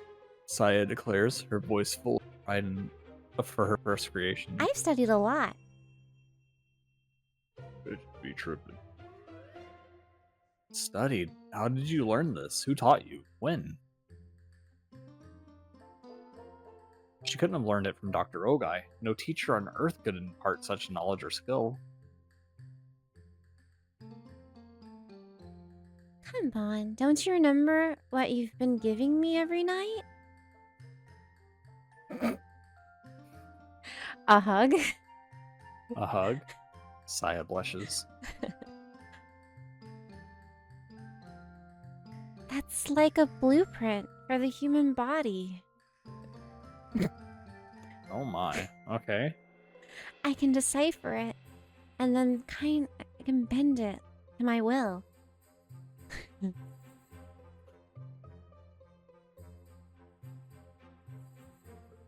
What is she really? I've accepted the fact that she isn't human, but there's something more to her than that. Saya is something that far transcends my species. It was my first time, though, so I might have messed up a little.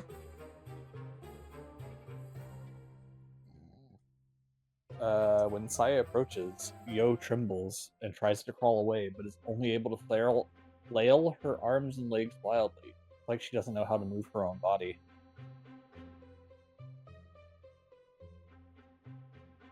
And the only sounds coming out of her mouth are frightened moans. She can't talk. Yeah, Saya sighs in mild disappointment. I guess the change broke her mind. Oh yeah, mind break. I mean, it did take a whole 20 hours. She must have suffered a lot. I feel kind of bad.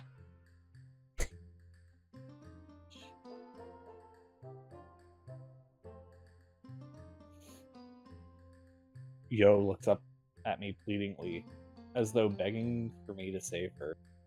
She is no longer able to ask me for help, or even call my name. Well? Do Saya asks, her eyes shining with you anticipation. like her? I'm at a loss for how to respond. What do you mean, like her?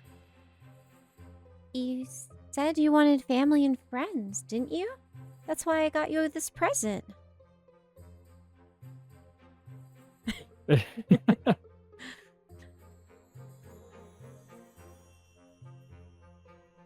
Her innocent explanation only confuses me further. Present? Come on, she's not a dog.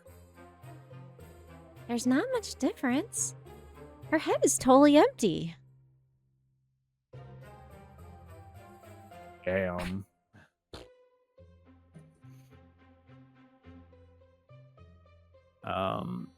I'm happy that Saya wants to please me, but she could use a little more common sense. It's not that. Holding a person captive is probably a lot harder than you think.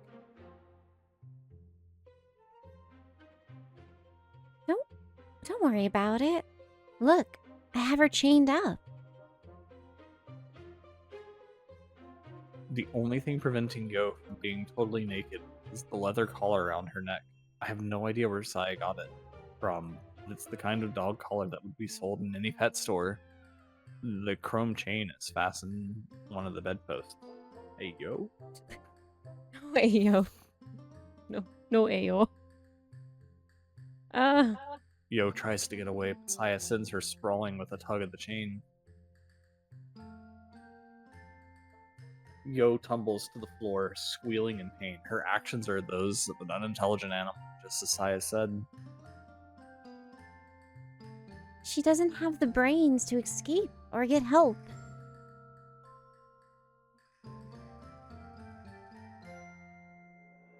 See? There's nothing for you to worry about.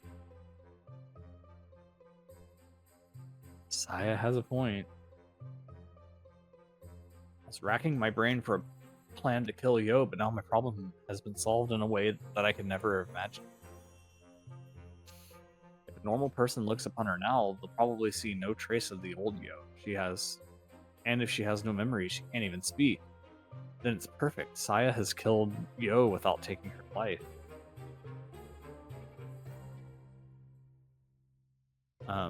Though there's still a problem what she means by giving Yo to me.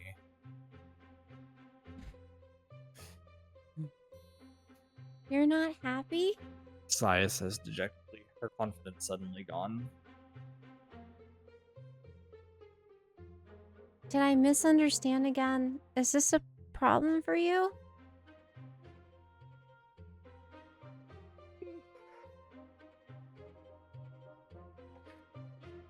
No, but I can take good care of her all by myself. I won't let her make things difficult for you. So can she stay? Please?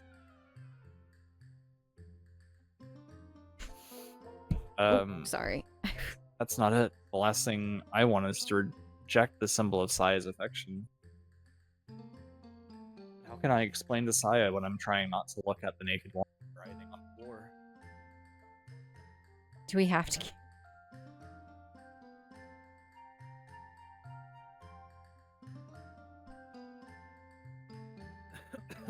It's not that. Yo is the first human figure besides Saya that I've seen in 3 months since the accident, and she's a woman. A woman positively glowing with voluptuous feminine beauty.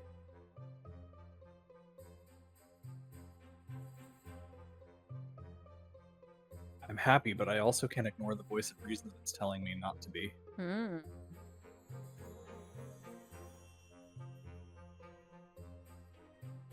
I'm happy, really. But if I show you how pleased I am, I'm worried that you'll... Huh? Saya looks puzzled, even though she has absolutely no idea what I'm getting at. Has the voice of reason, right? I mean, look, she's still a girl, right? Don't you balk at the thought of me living with him?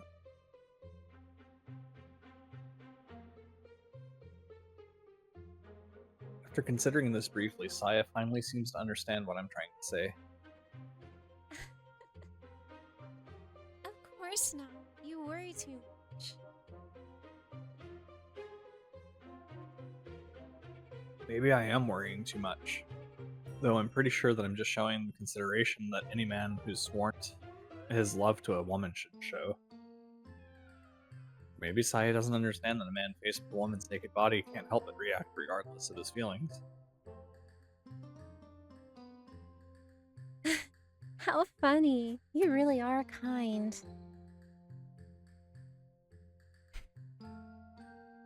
Yeah? I only did this so that she could please you. Bro, what? If you like her and enjoy spending time with her, then I'll be happy too. Bro, what? You have nothing to be shy about. I hate to say this, but I struggle to find the right words to express my true feelings. Men are, well, really depraved creatures, and I mean, Yo's body has features that yours doesn't, right? Oh man. Saya.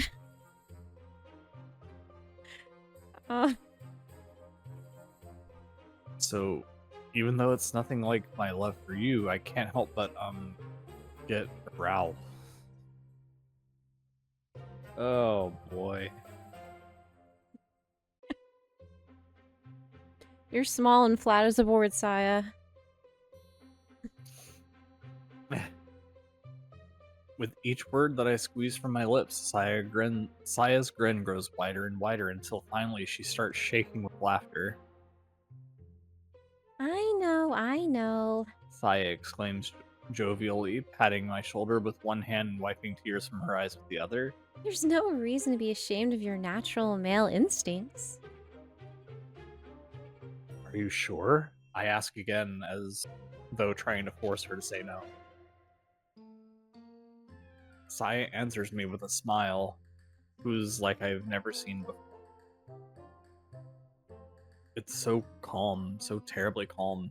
There's something bewitching about the soft set of her lips. It sets apart from her usual bright, childish expression. You and I are lovers. And Tsukuba Yo is our pet. She will be reminded of that when we play with her every day from now on. Oh no.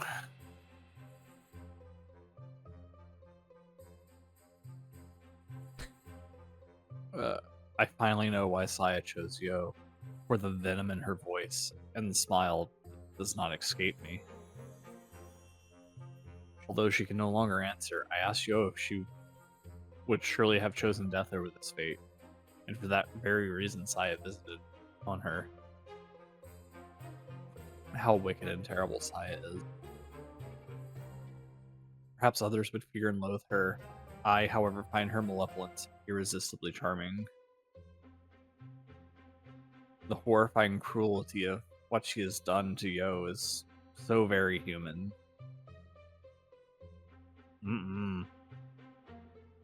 Though her shape may be different, her soul is the same as ours.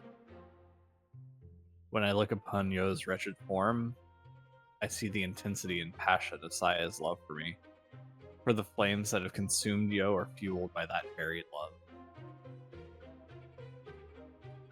I find myself enthusiastically accepting Saya's present.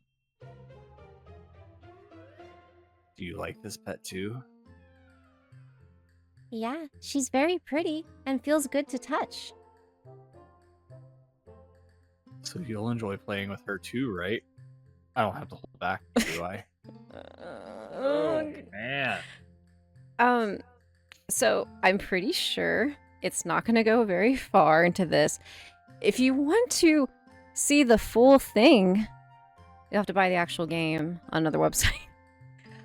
I've heard that people prefer this version because honestly, it doesn't really add anything to the story except for, you know, a really weird H scene. But yeah, I don't know.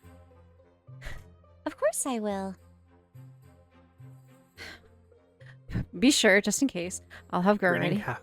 Grinning happily, Saya grabs the chain and pulls Yo to her feet.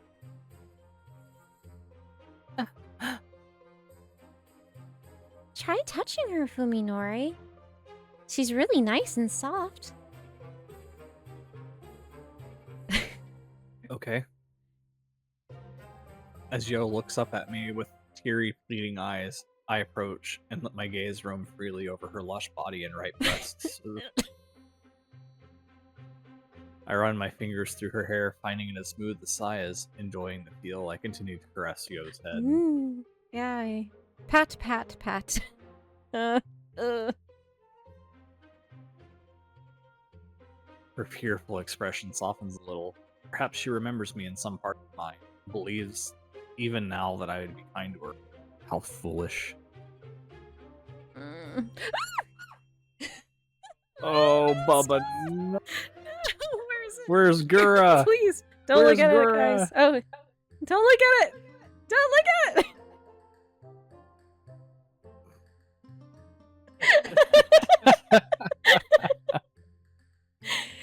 So, according to Twitch rules, as long as we don't acknowledge it enough, it's fine. It's safe. Yeah. It's safe. I'm still gonna cover it, but Yeah. okay. So we're just gonna read now. Yeah. I stop stroking her hair and calmly seize both of the melons. With the melons. Okay. What is this?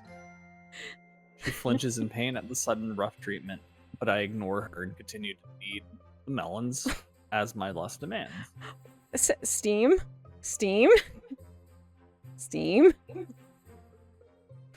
They're incredibly soft. When I squeeze them, it's like my fingers are being Oh sucked my inside. God. This is so okay. Those the melons, good Yeah. like sugar kiss melons. We Yeah, sell yeah. those. People like those. It seems. Yeah. The tears in Yo's eyes cause a new sadistic desire to well within me.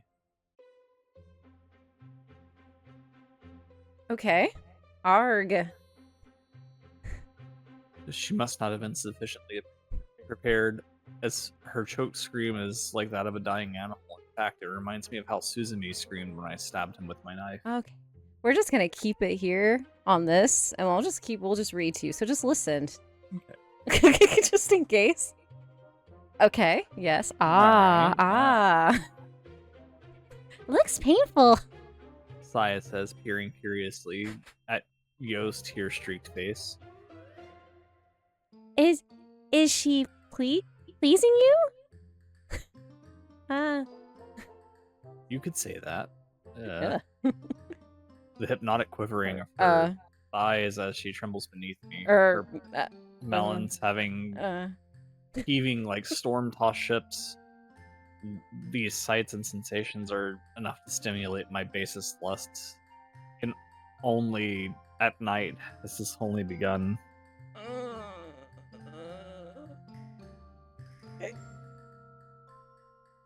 Oh, it's over. It's over, I think.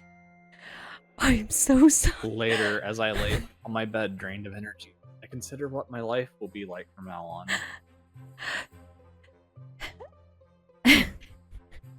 Hold on, I gotta get a second.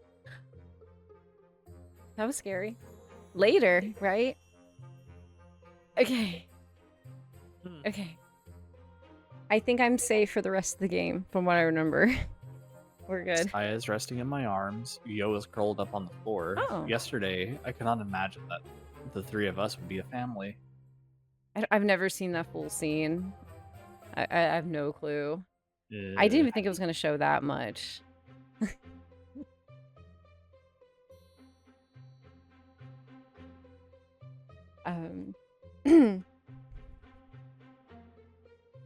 Hey, click yourself. Oh. Click yourself. Oh, yeah, I got it. Clicking myself. Ah, there we go. There we go. Better.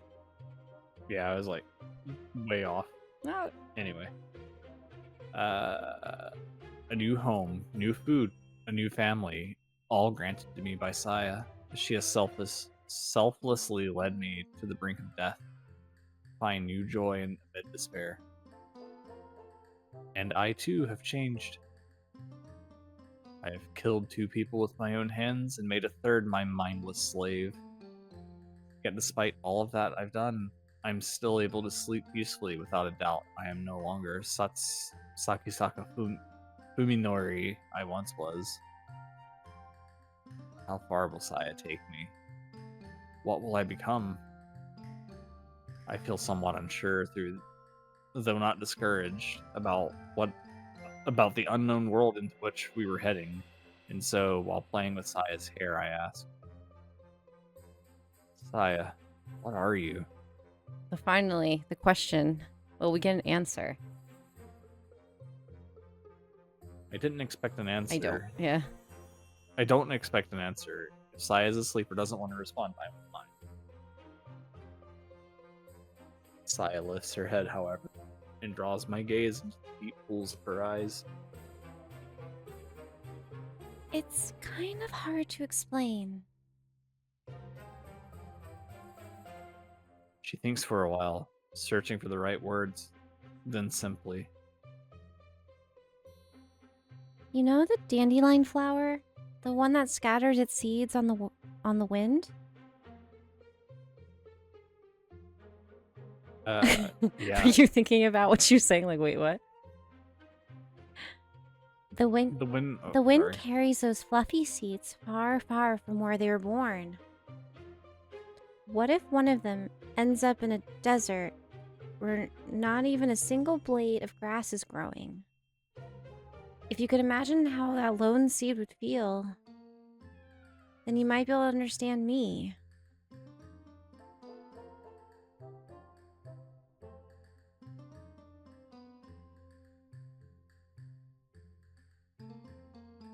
As I consider Saya's answer, she continues her story. That seed is still a baby flower. If it does its best, it can turn even a desert into a garden. Maybe that little seed will decide to thrive.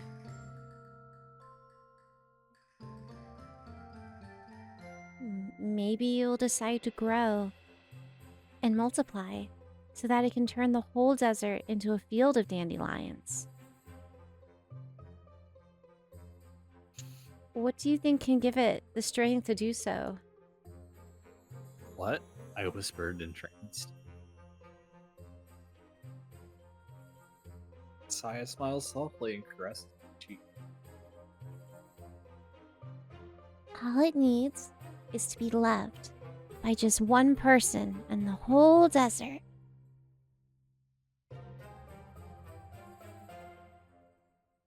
All it needs is to be told how pretty dandelions are.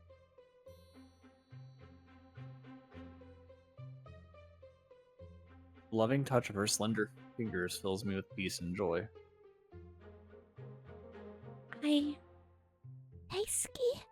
I love you. Pulling her into my chest, nodding silently.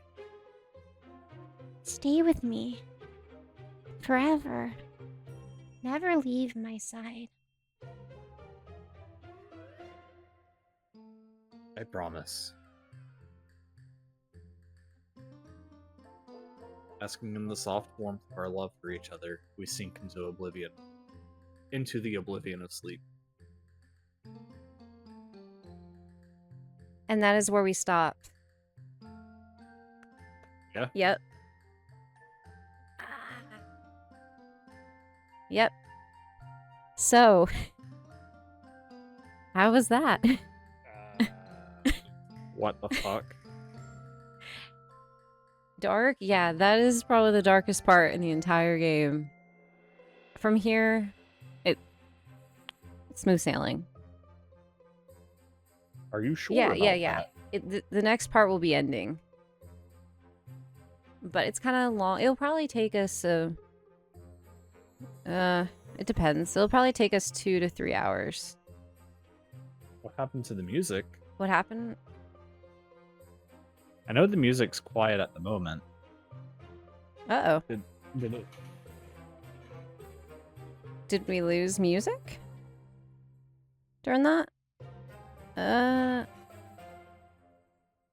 We did lose music. Ah! Well, I mean, there's nothing I can really do now. But, you know, I guess... I wonder when that happened.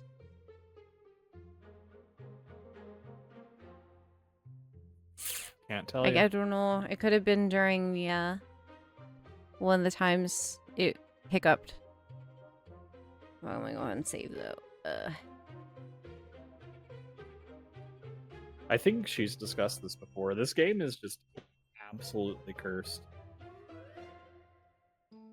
Yeah. There must have been. Well, you know, at least it's a good thing, for, I guess, people who want to watch it again or are watching it elsewhere. At least we read it. So they have True. that. True. That's sucky. I'm pretty sure it was working until, like... Because I remember seeing it move and stuff, so I went out again.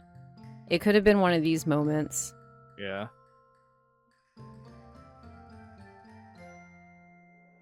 Anyway, save. Just make sure. Yeah, I saved. Okay.